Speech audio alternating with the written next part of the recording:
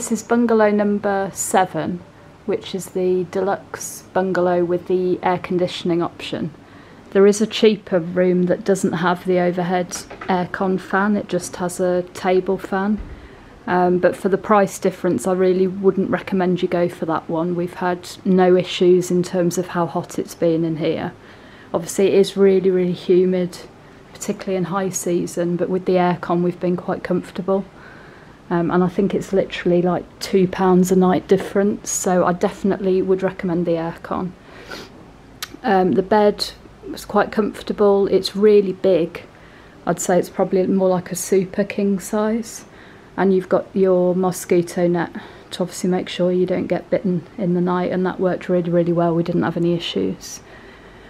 Because of the design of the bungalow, it is quite dark in here, so you've got 2 bedside lamps, and then there's 3 wall lights on this side.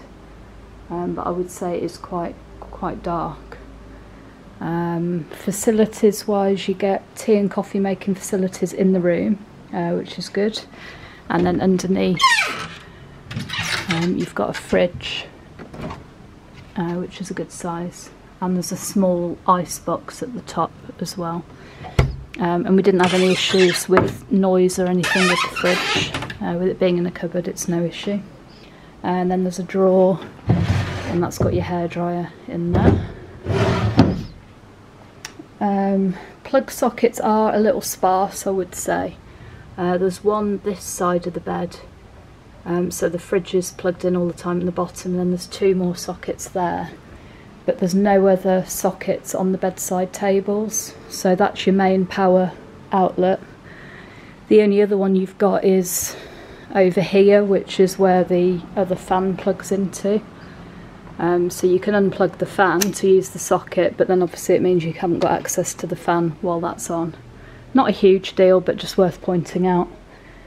Both of the bedside tables had drawers which were locked, and the keys that were in the room didn't fit them, so we couldn't put anything in there, but the storage was fine on the top, and there's a shelf underneath as well.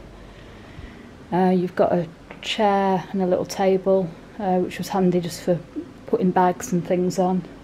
And then the wardrobe, you've got a reasonable amount of hanging space and quite a few hangers in there, and a safe at the bottom. And although it's got a keypad on, it's actually a key, so that's on your room key to open the safe, which we didn't discover until about 2 days in, but that's how you open and close the safe. They give you 2 sets of towels, so white towels for the bathroom, and then the darker towel is for use at the pool, so that's handy. So you've got the towel rail here, and a spare toilet roll, and then you've got your outside shower area. So this is, I must admit, this has been really nice to have a shower first thing in the morning and be outside. It's a really good way to start the day. You've got some hooks up there so that you can hang towels up while you're using the shower. The pressure was really good, and there was hot water as well as cold. You've got a little side table to put toiletries and things on, and then the sink area, plenty of storage again to put toiletry bags and things.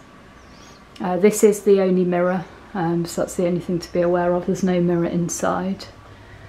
And then amenities, they give you toothbrush, toothpaste, soap, and we had some shampoo sachets as well. So that's that.